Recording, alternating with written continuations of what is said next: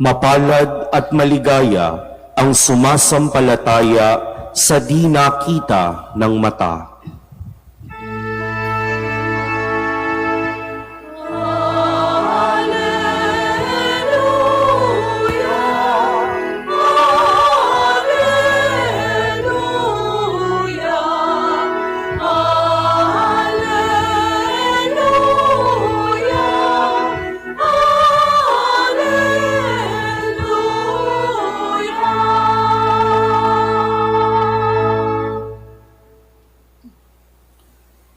Sumainyo ang Panginoon. At sumaiyo rin. Ang mabuting balita ng Panginoon ayon kay San Juan. Papuri sa iyo, Panginoon.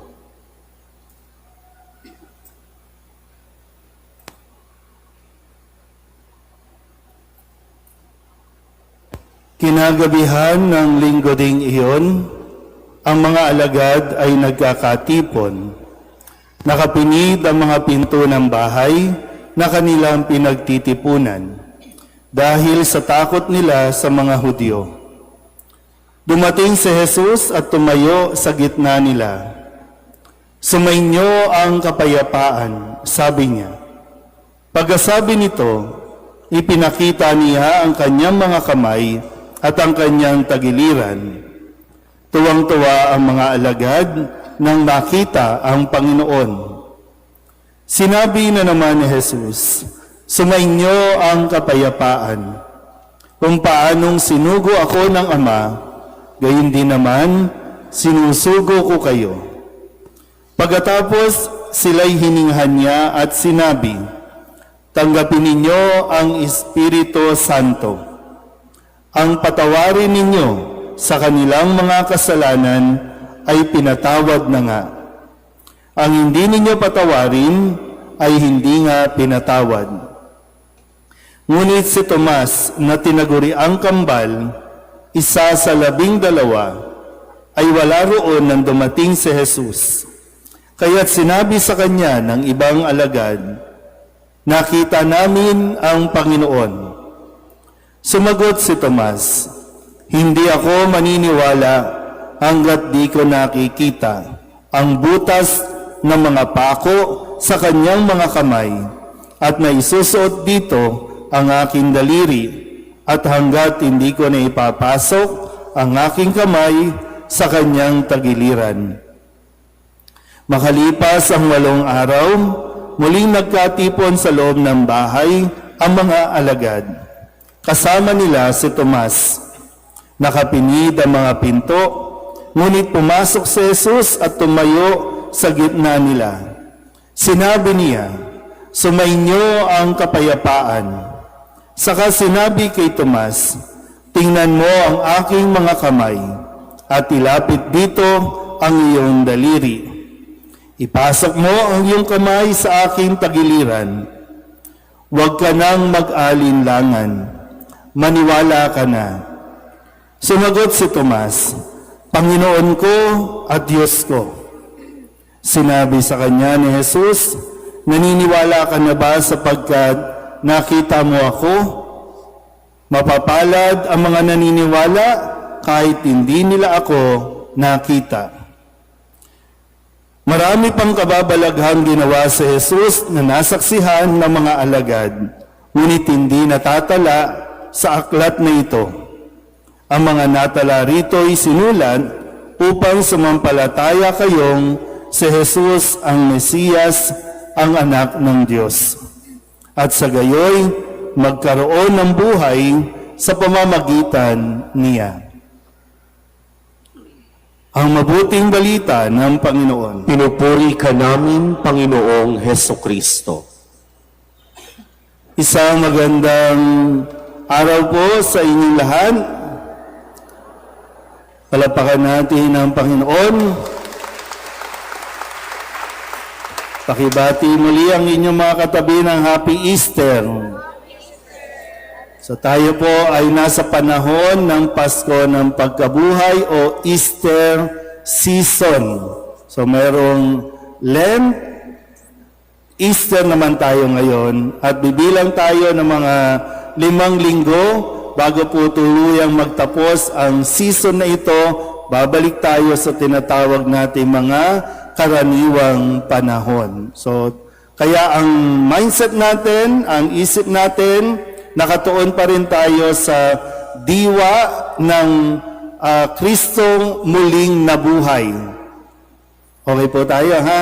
Ganun po yung ating dapat na mood na si Kristo ay muling nabuhay. Kung babalikan natin ng konti, di ba, no? Yung Holy Week na pinagdaanan natin, nung Huwebes Santo, nakita natin, narinig natin, matapos sugasan ang paa ng mga alagad, matapos makisalo si Jesus, makikain si Jesus sa mga alagad, sa kanyang mga kaibigan. Pero ang lahat ng ito, lahat sila nagtakbuhan pagkatapos nito. Noong Biyernes Santo, wala ni isa doon, maliban kay Juan, nakasama ni Maria, at ng mga kababaihan, pero yung mga kaibigan, yung mga circle of friends, malalapit kay Jesus, mga nagsipagtakas, mga nagsipagtago. Meron pang isa, si Judas, naging dahilan ng kamatayan ni Jesus nang siya ay ipagkanulo. Si Pedro na itinuturing na pinakamalapit at pinagkakatiwalaan na magiging leader ng simbahan, natakot din, naduwag, nang idinay niya na sila ay may kinaugnayan o kilala niya si Kristo. Hanggang sa ilibing si Kristo, wala sila. Naintindihan po? Kaya ngayon, nasa ikalawang linggo at ang sabi dito, kinagabihan ng linggo ding iyon, makalipas ang isang linggo, nagtitipon-tipon ngayon ang mga alagad ni Kristo. Una, kasi natatakot sila na baka sila na ang isunod.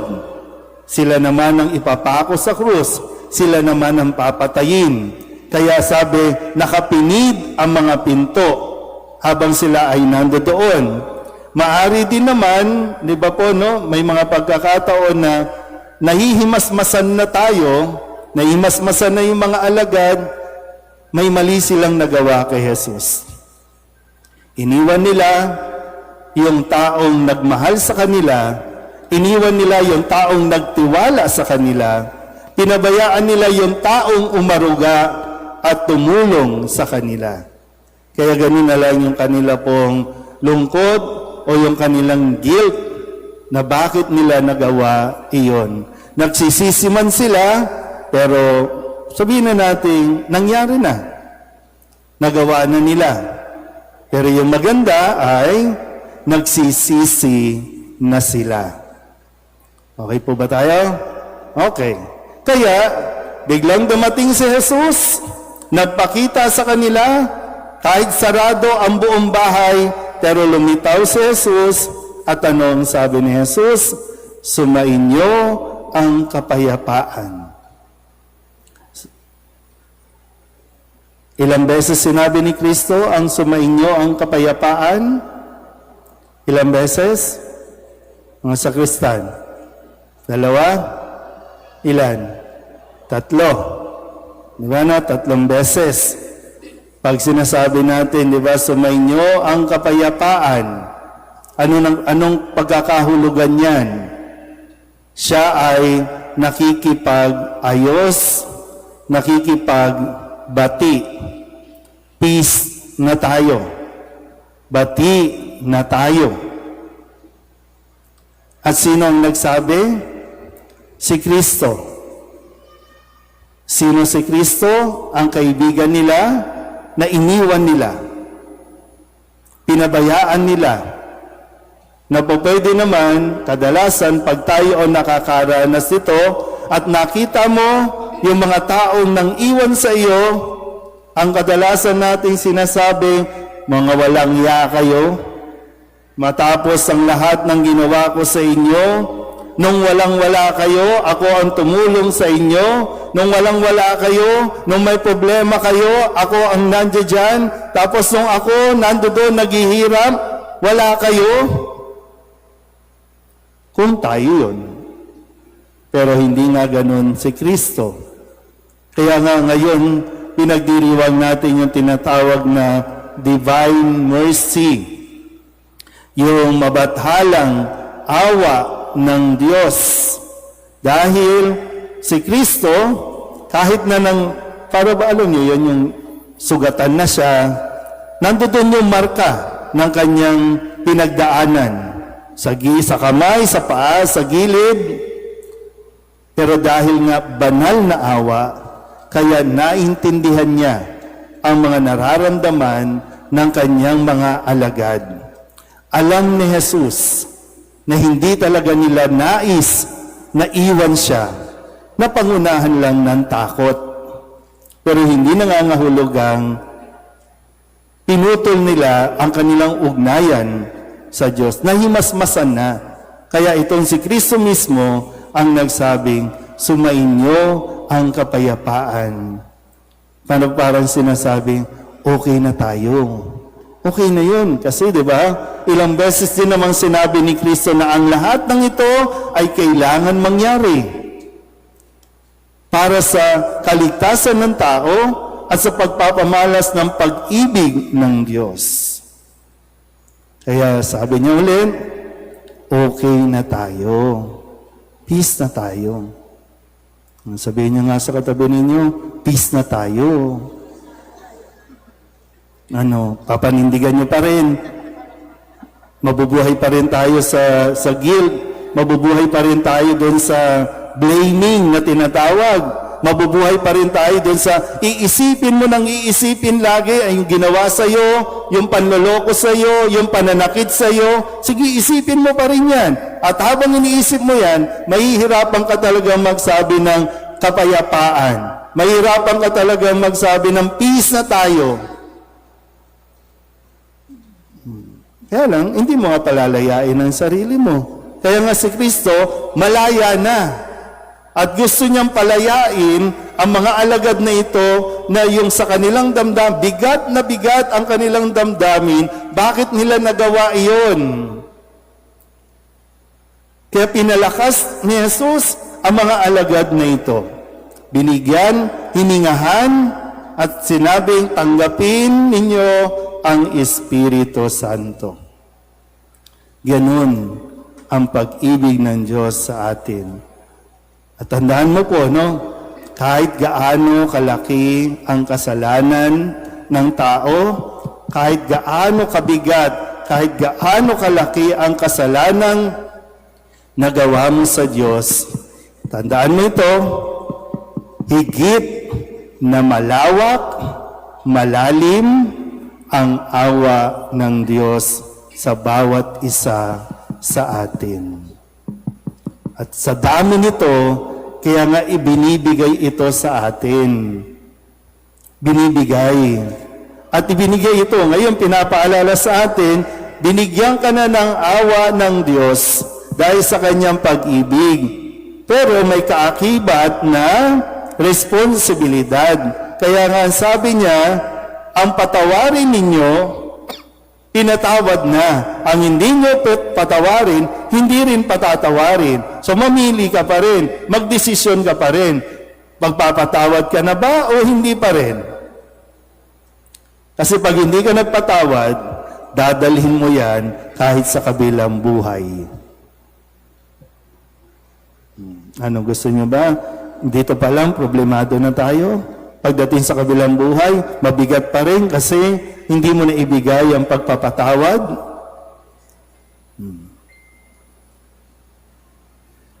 Kaya nga dapat, itong mga sakristan na ito kayo ba yung magsusutana? Yan. Ito yung mga susunod, yung mga may sutana na, ubarin na. Isang katangian na dapat ninyong matutunan na habang suot-suot ninyo ang sutana, yung kayo ay magkaroon ng pusong maawain. Yung awa. Katulad ni Kristo, may awa. Ang awang ito nanggagaling sa pag-ibig. Awa. Sabihin niyo nga, awa. Sabihin niyo ulit sa katabi ninyo, maawa ka. Kasi pag maawa ka, ulitin ko, no, dahil sa pag-ibig, nagmumula, nanggagaling sa pag-ibig, yung awa. Magagawa mo ang mga bagay na ipinagagawa sa iyo rin ng Diyos. Kailangan natin ang mga taong maawain. Dapat ngayon pa lang, mga bata, namumulat na kayo sa mga nangyayaring sa kasalukuyan. Maawa kayo. Magkaroon tayo ng awa sa mga mangingisda na ngayon ay hindi makapalaot sa mahal ng gasolina. Maawa kayo sa mga drivers. Hindi ko alam kung matutuwa tayo na maluwag ang mga kalye. Ibig sabihin, walang traffic. Pero walang traffic hindi dahil disiplinado ang mga tao. Walang traffic kasi walang makapasada. Kasi maraming tao, maraming politician, walang awa. Maging ang mga may-ari o kumpanya ng mga langis, walang awa. Yung mga farmers natin, naiiyak na lang kasi hindi sila kinaawaan ng mga taong dapat na tumutulong sa kanila. Kaya yung mga inaning gulay, tinatapon na kasi nabubulok dahil walang makabili, walang kayang magrenta ng kanilang mga truck. Tapos tayo, sasabihin natin, nagugutom tayo. Pero itinatapon lang natin ang mga biyaya ng Diyos. Kasi walang awa. Kaya naman sana, di ba? Kaya naman. Kung kikilos ang mga politician natin ng naaayon, kaya naman magpadala kayo ng truck doon, hakutin ang mga gulay, bilhin ang mga gulay, ibaba dito. Kaya lang, hindi awa ang binibigay. Ayuda. Minsan po, no? Mga kabataan kayo, no? Huwag kayong mabuhay sa ayuda. Maawa din kayo sa inyong mga magulang na nagsisikap para kayong mapag-aral, tapos ipapang-online game nyo lang. Walang awa yung ganun. Di ba? Sa mga magulang, di ba po, no? Parang ang hirap kasi i-reconcile. Saan ba sila natutong maging sakim? Yung mga bata pa lang dapat turuan na ng values. Yung maging maawain. Yung magkaroon ng pakialam o pagkalinga. Kasi ito rin, sila din naman ang mahihirapan pagdating ng araw. Sila ang maiiwan dito eh. Pwede nating ikamatay ang krisis na ito. Marami na sa atin nakasurvive mula sa COVID. Hindi ko alam kung pag may bumagsak na missile dito, kakayanin ba natin? Pero kailangan kasi ng mga taong may pusong maawain. Kaya nga maganda yung sinabi, di ba? No? Sa unang pagbasa, anong sabi dito? Pinagsasama-sama nila ang kanilang mga ari-arian. Ipinagbibili. At lahat ng pinagbilian, ipinamamahagi sa bawat isa. Sa bawat miyembro ng komunidad, ng samahan, pinagsasama-sama. Saan? Ano nangyayari ngayon? Wala. Kinakamkam. Kaya sabi ko, hindi naman solusyon yung ayuda.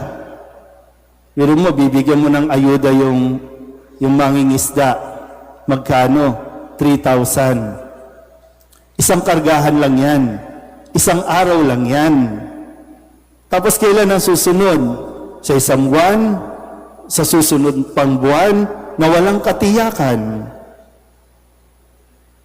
Hindi ayuda ang kailangan natin. No? Sana maawa kayo. Mga oil companies, mga politician natin, maawa kayo. Kaya yung diwa nitong pagdiriwang natin, nagpakita ng awa si Kristo sa kanyang mga alagad at ang kanyang hamon, ang mga alagad nito magpakitang awa din, magbigay ng awa din. At tayo ng mga recipient, sana po isabuhay din natin ito. Na sa ganon, malampasan natin ang krisis na ito. Sabihin nyo nga ulit, may awa ang Diyos. May awa ang Diyos, ha? Kaya tigil-tigilan natin yung puro ngawa lang tayo ng ngawa. So kumilos tayo ayon sa awa ng Diyos. Amen?